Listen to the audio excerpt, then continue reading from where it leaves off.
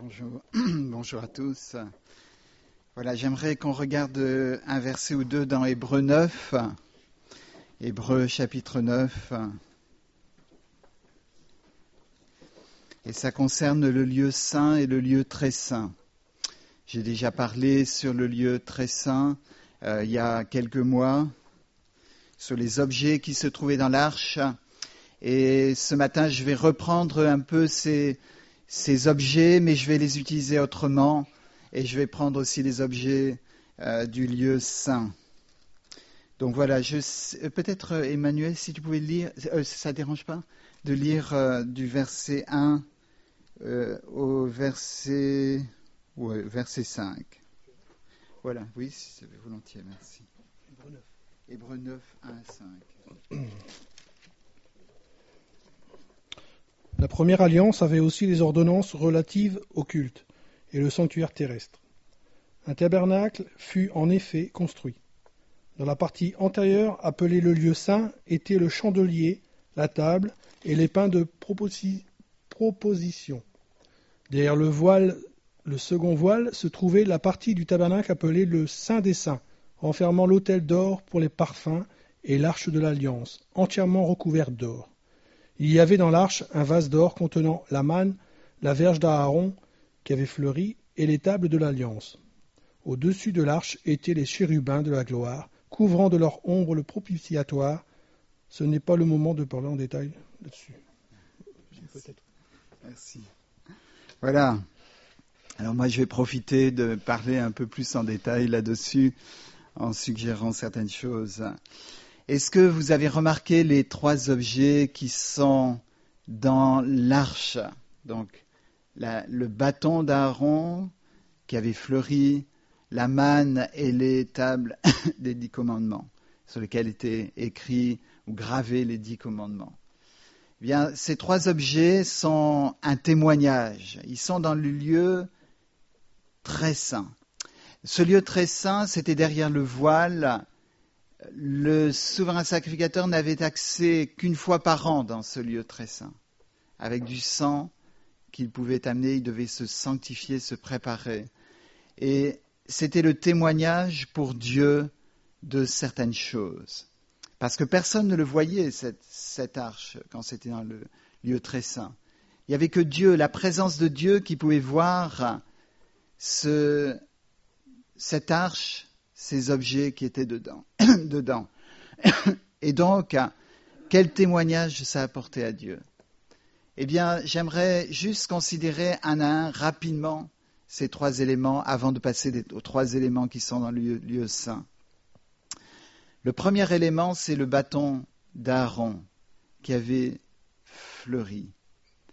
Eh bien, c'était un témoignage terrible au fond concernant l'humanité, concernant les hommes. Puisque si ce bâton avait fleuri, c'est parce qu'il y avait eu de la contestation. C'est parce qu'il y avait eu de la rébellion.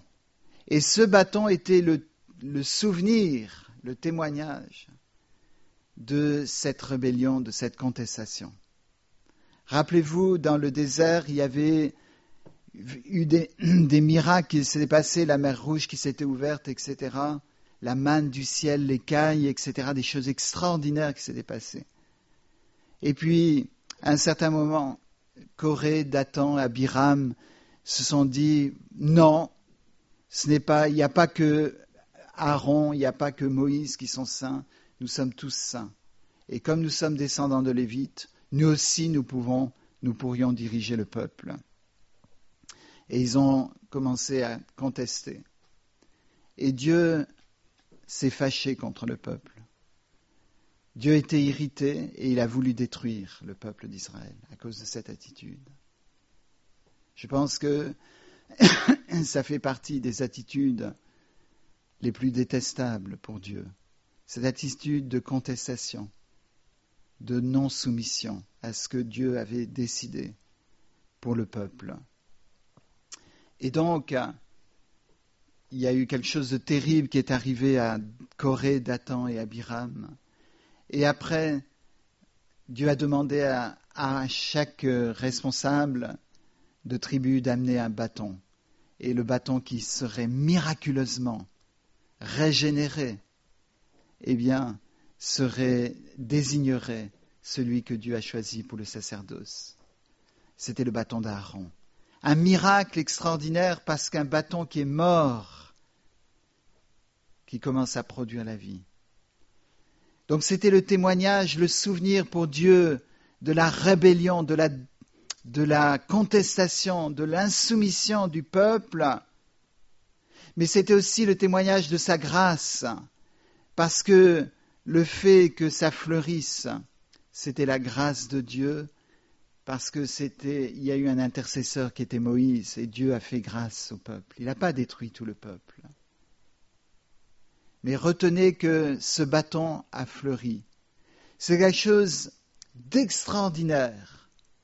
L'homme ne pouvait pas faire ça. On va voir ce qui concerne l'homme, donc du côté du lieu saint. Oui, je vais tout de suite le prendre. On l'a lu tout à l'heure. Il y a du bois aussi dans le lieu saint, mais c'est une table en bois d'acacia. Et elle est travaillée selon un modèle donné par Dieu. Elle est travaillée, elle est formée d'une certaine façon. Il devait se conformer à ce que Dieu avait choisi. Et voilà, c'est une table toute simple. Il a fallu travailler, il a fallu la plaquer d'or. Ça, c'est du côté de l'homme, ce que Dieu demande à l'homme, ou demandait à l'homme sous l'Ancienne Alliance. Et Dieu, du côté de Dieu, dans le lieu saint, vous savez, dans le lieu très saint, vous savez que c'était séparé par un voile. Eh bien, il y a un bâton aussi, il y a du bois aussi. Mais c'est du bois qui servait à marcher. C'était une canne, un grand bâton qui servait. C'est extraordinaire ce bâton, parce que je pense qu'Aaron a dû le trouver un jour en disant « Tiens, ça serait vraiment bien pour m'aider à marcher ». Et ce bâton ne savait pas qu'il deviendrait célèbre, extraordinairement célèbre, qu'il avait été choisi par Dieu pour un rôle extraordinaire. Et voilà que ce bois tout simple, sans valeur, sans travail, non raffiné, il ne nous est même pas dit de quel type de bois il s'agissait. Pour la table, on sait que c'était du bois d'acacia. Mais pour le bâton d'Aaron, on sait. C'était du bois d'un... Ah, d'accord. Bon, voilà. Alors, en tout cas, c'est un bois qui n'avait pas été travaillé par l'homme, ou juste peut-être adapté pour que ça serve à la marche. Et Dieu a fait un miracle là-dessus. Et je vois là quelque chose d'extraordinaire. C'est que on peut être dans le lieu saint depuis des années. On peut avoir été travaillé, on peut avoir été formé, on peut avoir suivi les instructions qui ont été données très clairement de comment il faut être. Mais on n'a pas de miracle qui s'est produit dans la vie. On est resté ce qu'on était. On est resté un bois qui est maintenant mort, même si le bois d'acacia reste dure pendant des siècles ou des années, en tout cas, ça résiste beaucoup au temps. Mais voilà qu'à la fois, donc, dans ce bâton, il y a le témoignage pour Dieu de l'insoumission, de la contestation du peuple, mais aussi de sa grâce, du miracle de la résurrection, de la régénération, régénérescence que Dieu veut faire dans les vies. Mais on va voir que ce n'est même pas suffisant, que c'est miraculeux, mais ce n'est pas encore le miracle suprême. Ce n'est pas encore le lieu très très saint, parce qu'il y aura encore quelque chose de plus grand qui va se passer. Et l'autre point que j'aimerais souligner sur ce bâton, c'est que ça rappelait aussi à Dieu qu'il y avait un voile qui avait été enlevé des yeux du peuple. Ce voile, qui a été enlevé, c'était la révélation de qui Dieu avait choisi. Et ça a été quelque chose de très très clair pour le peuple. Le peuple, je crois, après cela, a hésité, a contesté. Ils se sont plaints, on le verra, mais ils ont hésité à contester l'autorité d'Aaron. Il y a eu un voile qui a été ôté. Le deuxième objet dans l'arche qui se trouvait, on l'a lu, c'était la manne, n'est-ce pas? Ce miracle de Dieu. Mais là, c'était le témoignage du murmure, de la plainte. Parce qu'il nous est dit, surtout concernant l'écaille, que le peuple s'est plaint, n'est-ce pas? Et Dieu a été extrêmement affecté par le fait que le peuple se plaigne. Et donc il a envoyé l'écaille, mais il a envoyé la destruction aussi, il a voulu détruire. Et là aussi, c'était l'intercession de Moïse et la grâce de Dieu qui a cessé la destruction du peuple. Et donc, ce pain, cette manne, est un témoignage extraordinaire pour Dieu, de sa grâce, du fait qu'il a répondu à la prière de celui qui intercède. Mais aussi, c'était le témoignage de ce que l'homme a fait, du murmure, de la plainte. Et sachez, rappelez-vous que lorsque vous contestez ce que Dieu a choisi, lorsque vous vous plaignez, vous êtes en train de cibler les deux symboles dont il est question là. Vous êtes en train de toucher à des choses qui ont marqué le cœur de Dieu, qui ont été dans le souvenir très clair dans sa présence, qui sont dans sa présence, de ce que le peuple et ce que les gens, les hommes et les femmes font. Et ça doit nous faire réfléchir à ça. Parce que cette plainte, Dieu ne la supportait pas. Mais dans sa grâce, il a quand même envoyé la nourriture, il a envoyé le pain. Et la manne était quelque chose d'extraordinaire. C'était quelque chose que l'homme ne peut pas faire. Comment l'homme pourrait-il faire pleuvoir de la manne? Ce que l'homme pouvait faire, c'était les pains de proposition, qui se trouvent de l'autre côté du voile. Du côté du lieu saint, il avait été dit à Moïse et à Aaron de faire des pains de proposition. Des pains qui étaient là, sur la table, dans le lieu saint. Et ils devaient les poser en 2 piles de 6, et seuls les prêtres, ou seuls Aaron et ses fils pouvaient manger de ces pains. Ces pains-là étaient fabriqués, mais Aaron, il avait la recette, il savait de quelle forme ça devait être, il savait de quel constituant il devait être formé, quel dosage. Mais il ne devait pas comprendre probablement pourquoi. Pourquoi Dieu me demande de faire des pains et de les mettre sur la table? Le problème, c'est que nous, on se dit, pourquoi Dieu me demande ça, donc Dieu ne me demande pas ça, parce que je ne comprends pas, donc il n'y a pas de logique, donc je ne le fais pas. Moi, si je ne comprends pas, je ne le fais pas. On est bien français, n'est-ce pas? On croit à ce qu'on voit et on fait ce qu'on comprend, ce qui nous semble rationnel. Mais voyez le symbole extraordinaire et l'équivalent qu'il y avait de l'autre côté du voile.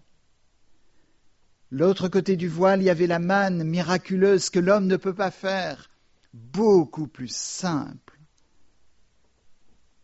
que ces pains de proposition travaillés, formés d'une certaine manière. Voilà ce que l'homme pouvait faire, ce que l'homme devait faire, selon des rites que Dieu avait instaurés. Mais si Aaron n'avait pas fait cela, bien sûr, il aurait été jugé par Dieu. Mais c'était tout un symbole, parce que vous devinez bien sûr ce que représente le pain. Et le miracle le plus glorieux qui va se passer, qui va faire que la manne va paraître rien par rapport à cet autre pain. Donc cette manne était le témoignage, effectivement, de ce que l'homme a pu faire encore, de murmurer contre Dieu, de se plaindre, alors qu'ils avaient vu la délivrance, alors qu'ils avaient souffert en Égypte, d'avoir oublié cette souffrance et de dire voilà, c'était mieux avant. On avait à manger là-bas en Égypte. C'était à peu près la seule chose qu'ils avaient, semble-t-il. Mais c'était le témoignage pour Dieu de sa grâce. Vous méritez d'être détruits, mais au lieu de vous détruire, je vous donne du pain à manger.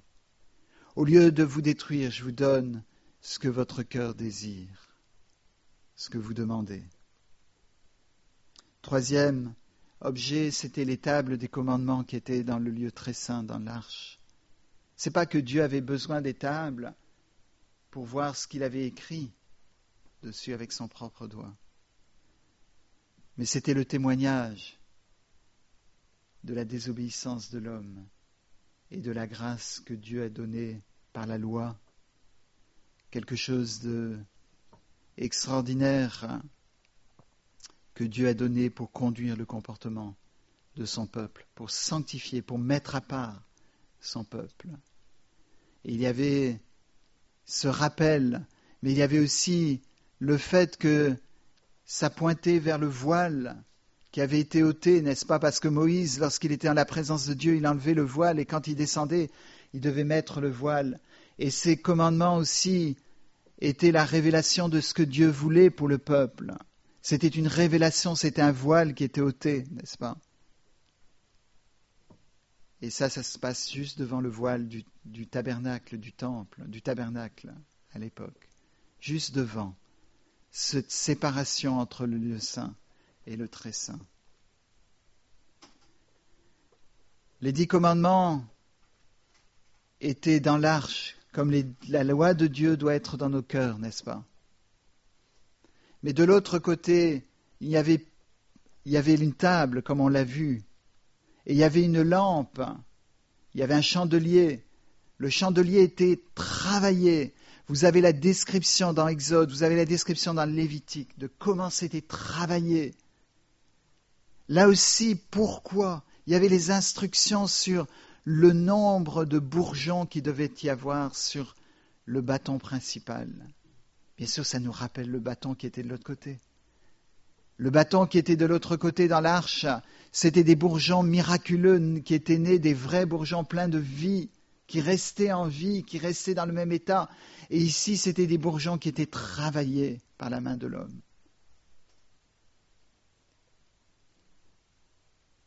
Il y avait ce chandelier, c'était pour recevoir des lampes.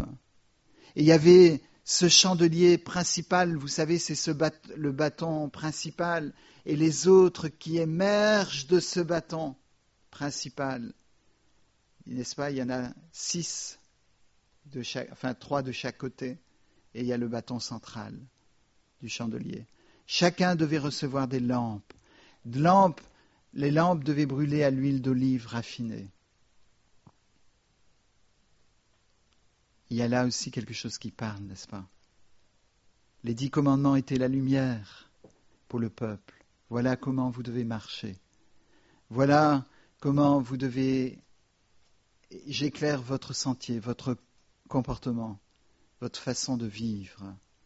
Et de l'autre côté, il y avait ce chandelier travaillé qui servait à donner de la lumière dans le lieu saint. Mais bien sûr, on ne peut pas s'arrêter devant ces symboles comme ça, sans réfléchir à ce que ça veut dire et ce que le Nouveau Testament apporte de plus. Parce qu'il y a un autre lieu que le lieu saint, le lieu très saint. Il y a le lieu qui s'appelle Jésus-Christ, qui est pour nous qui sommes dans la Nouvelle Alliance. Mais peut-être que ce matin, vous êtes dans le lieu saint, vous connaissez l'expérience du lieu saint. Combien de gens connaissent seulement ce lieu-là?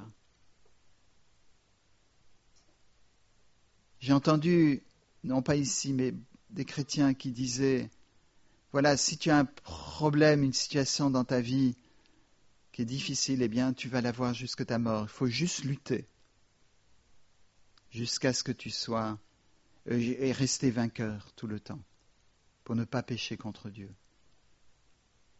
Et j'ai dit à une de ces personnes, mais quelle est la différence entre le juif et le chrétien, si c'est ça le message de l'Évangile? Et ce que Dieu a dit à Alex quand il l'a appelé, tu auras des problèmes de drogue toute ta vie, il faudra lutter, il faudra en prendre le moins possible au début, et après peut-être tu seras débarrassé, mais il faudra quand même lutter. Je crois à la puissance de Dieu qui libère. Et Dans l'Ancienne Alliance, oui, il y avait les luttes, oui, il fallait lutter, il fallait travailler, il fallait que ce soit raffiné. Quand je lis le Lévitique, je ne peux pas supporter. Parce que je dis, moi, je pourrais pas, j'aurais pas pu tenir. Tout ce qu'il fallait faire, tout ce qu'il fallait ne pas faire, j'aurais pas pu. Et c'est là où on voit la sainteté de Dieu. Mais si vous voulez vivre dans ce système, alors il faut être parfait dans tous les domaines. Parce que c'est vous qui travaillez votre vie, qui travaillez le bois pour qu'il devienne une table, bien travaillé selon les instructions. C'est vous qui préparez la farine pour faire le pain, exactement d'une certaine manière, pour plaire à Dieu, parce que Dieu l'a commandé. C'est vous qui faites, oui, le chandelier extrêmement raffiné, mais c'est vous qui le faites. Et maintenant, ce n'est plus les instructions de Dieu. Dieu ne dit plus de faire ces choses-là, parce que c'était un message prophétique, c'était quelque chose qui était en vue de la venue de Jésus-Christ. Ça voulait dire, ça représentait des choses de manière importante. Bon, d'autres chrétiens ont quitté ça, ils ont connu des choses extraordinaires dans leur vie. Ils ont vu qu'ils étaient morts, qu'ils ne servaient à rien, mais qu'ils ont connu cette vie qui a commencé à naître. Et ils ont un témoignage extraordinaire. Oui, je me suis plaint, oui, j'ai murmuré, oui, je me suis rebellé, parce que j'ai pas dit, mais les 10 commandements, c'était aussi le souvenir de la désobéissance. S'il y avait les commandements, c'est parce qu'il y avait la désobéissance. Parce que les gens n'étaient pas selon le cœur de Dieu, ne marchaient pas selon le cœur de Dieu. Et peut-être vous dites, oui, moi, ça y est, j'ai reçu la loi de Dieu, j'ai compris la loi de Dieu et je l'ai intégrée. J'arrive à vivre de manière satisfaisante la loi de Dieu. Oui, j'ai eu un miracle qui s'est passé un jour dans ma vie. J'ai eu ce miracle de la mort, je suis passé à la vie, il y a quelque chose qui a commencé à naître. Mais je suis dans le même état que j'étais lorsque ça s'est produit. Il y a 10 ans, il y a 20 ans, il y a 30 ans, il y a 40 ans. Parce que le bâton d'Aaron qui avait fleuri était dans le même état que lorsque ça s'était produit. Et donc, peut-être on est, oui, dans la présence de Dieu, on sent la présence de Dieu dans nos vies. Oui, on sent cette communion avec Dieu. On n'est pas dans le lieu saint. On a compris que le voile a été déchiré en Jésus-Christ et que Jésus est venu dans le lieu très saint, lui le souverain sacrificateur, et il a présenté non pas un sang étranger, comme nous dit Hébreu, mais il a présenté son propre sang. Et c'est parce qu'il a présenté son propre sang que le voile a été déchiré, qu'il y a eu un accès auprès du Père. Et peut-être vous avez bénéficié de ça. Peut-être vous pouvez témoigner, oui, je sais, moi j'ai rencontré le Père. Oui, il a changé radicalement ma vie. Il m'a donné la vie alors que j'étais mort. Il m'a donné les commandements de Dieu d'une manière toute spéciale. Je les ai intégrés, j'ai compris l'importance. Avant, dans le monde, je ne comprenais pas. Avant, dans le monde, ça ne me posait aucun problème de faire telle et telle chose. Et j'ai pris conscience de la loi de Dieu. J'ai reçu de Dieu les 10 commandements. J'ai reçu de Dieu ses instructions, ses commandements. Et peut-être vous dites, oui, quand je lis la parole, ça me nourrit. C'est de la manne pour moi spirituellement. Ça me nourrit. Vous avez là le témoignage que vous avez bénéficié de la mort de Jésus et que vous êtes passé dans le lieu saint. Mais il manque quelque chose. Il manque encore quelque chose. Et c'est le message de l'Évangile, le message de Jésus-Christ. C'est quelque chose encore plus haut que cela. Parce que Jésus-Christ a dit « Je suis le pain de vie ». Je suis le pain de vie. Vous voyez le pain qui était mis là. Probablement Aaron s'est dit, mais pourquoi? Moïse s'est dit, mais pourquoi il me demande de mettre du pain? Pourquoi il y a... Et je crois en plus qu'il y avait de l'encens qui était mis dessus, et c'était Aaron et ses fils qui devaient manger, eux seuls. Ils devaient manger dans le lieu saint. Ils ne devaient pas le prendre à l'extérieur. Ça devait être étrange, n'est-ce pas? Mais c'était une prophétie. Non pas de la manne, parce que la manne, il la connaissait. C'est la prophétie du pain de vie, de Jésus-Christ. Et quand les pharisiens ont dit à Jésus, mais nos pères, quel signe fais-tu dans Jean chapitre 6? Parce que nos pères dans le désert ont vu la manne qui est descendue. Jésus leur a dit, si je paraphrase bien, eh bien ce n'est pas le pain du ciel qu'ils ont reçu. C'est du pain venant du ciel, mais ce n'était pas le pain du ciel. Je suis le pain de vie. Quand il a pris le pain lors de la Sainte Seine, il a brisé, il a dissocié mon corps. Et le pain de vie veut venir habiter en vous. C'est Jésus-Christ, c'est Dieu lui-même. Il ne s'agit pas de l'attente de la rencontre seulement, comme dans l'Ancien Testament. De la rencontre avec Dieu ou de la rencontre avec le lieu saint. Il s'agit de l'attente de cette communion où on vit en communion avec Jésus-Christ, où Jésus-Christ vient habiter en nous. Ça, c'est pour le pain de vie. C'est pour le pain qui était fabriqué qui était mis dans le lieu saint, la manne qui était dans le lieu très saint, et Jésus-Christ qui est le voile déchiré. Parce que l'Hébreu nous dit que c'est au travers du voile de sa chair, n'est-ce pas, qu'il s'est présenté devant Dieu avec son propre sang. C'est lui qui est le pain de vie. Est-ce que vous pouvez dire Jésus vit en moi? Non pas est-ce que je suis conforme, j'ai fait des efforts religieux, j'ai fait des efforts pour obéir à Dieu. Seigneur, tu vois mes efforts. Oui, Dieu le voit.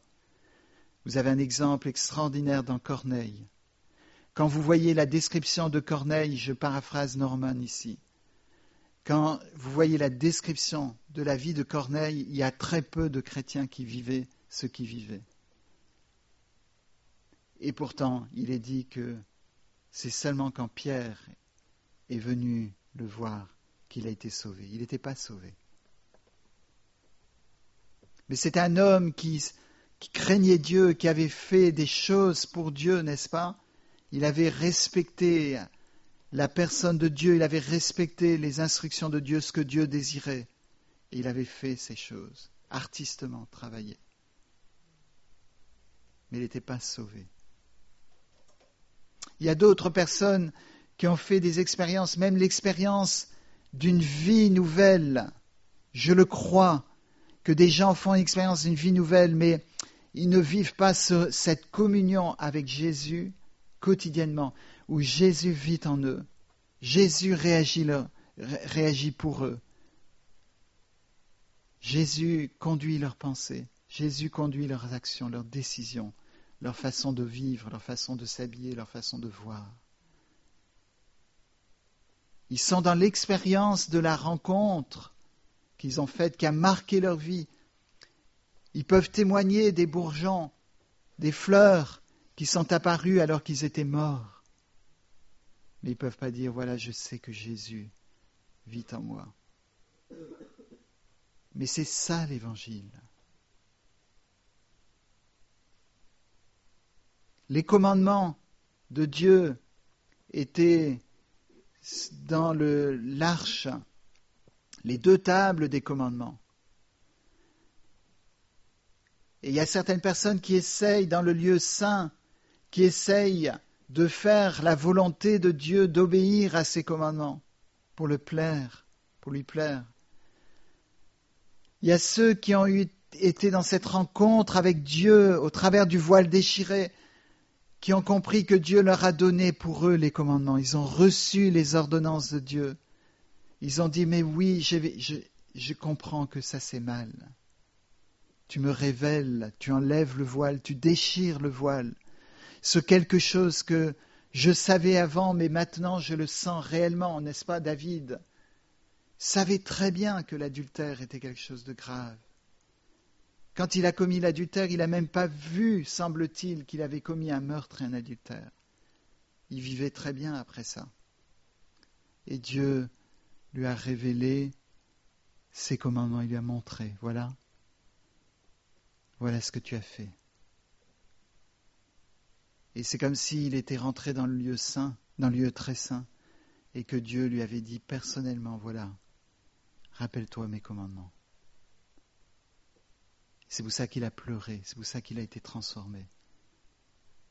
Mais il avait besoin de quelque chose de nouveau, il avait besoin que Jésus vive dans sa vie. Et on a tous besoin de ça, n'est-ce pas? Que dit Dieu dans Jérémie 31 et dans Ézéchiel, on retrouve ça. Je graverai mes commandements dans leur cœur.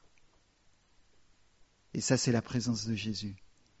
Parce que Jésus n'est pas venu pour abolir la loi, il est venu pour l'accomplir. Et quand vous avez Jésus qui vit en vous, vous avez l'accomplissement de la loi qui se fait en vous.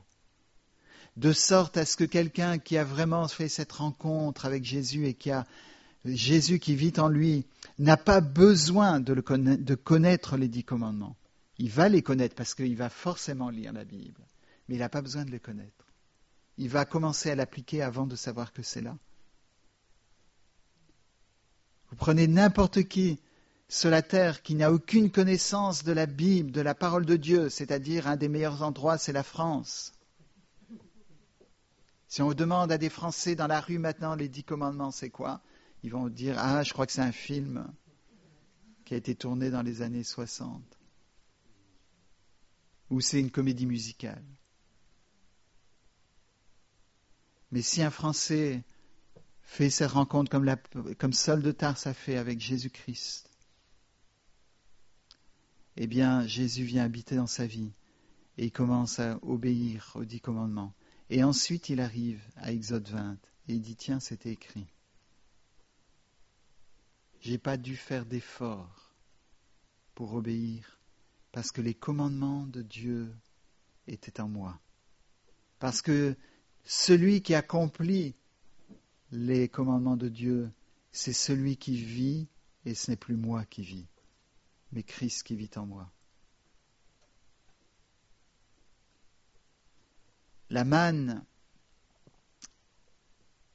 le bâton et les commandements de Dieu, ça symbolise quelque chose d'extraordinaire, mais ça pointe vers le voile qui va être déchiré avec la mort de Jésus-Christ, pour quelque chose de plus grand encore.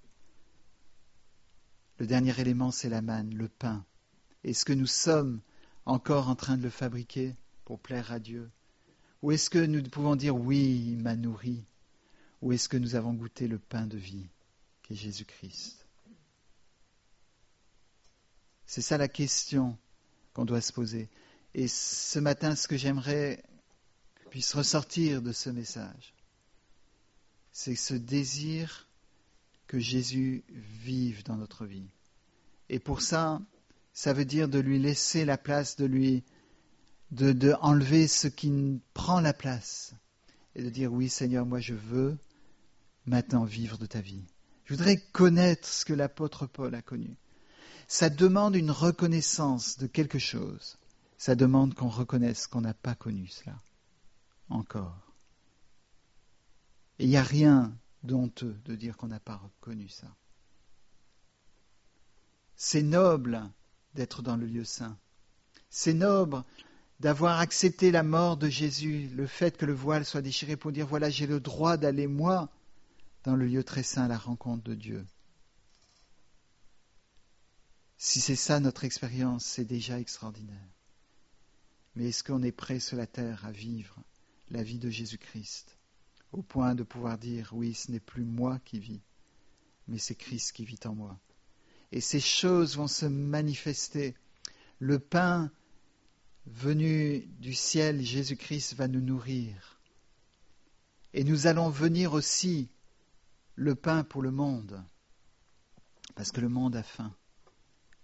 Et ils vont manger de nous, et en mangeant de nous, ils vont dire « ça a le goût de Jésus-Christ, c'est bon ». Et quand ils vont voir qu'ils peuvent connaître Jésus-Christ pour eux, ils vont le prendre pour eux. Lorsqu'ils vont voir que ce n'est pas seulement une question de bâton régénéré qui commence à fleurir, mais que c'est une histoire de vigne. Parce que Jésus a dit, oui, je suis le pain de vie. Il a dit aussi, je suis le bois. Ça, il n'a pas dit comme ça, mais il a dit, je suis la vigne, je suis le cep, dans Jean chapitre 15.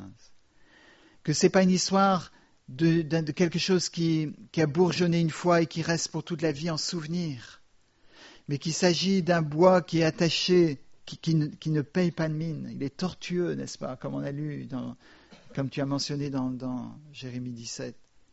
Le cœur de l'homme est tortueux.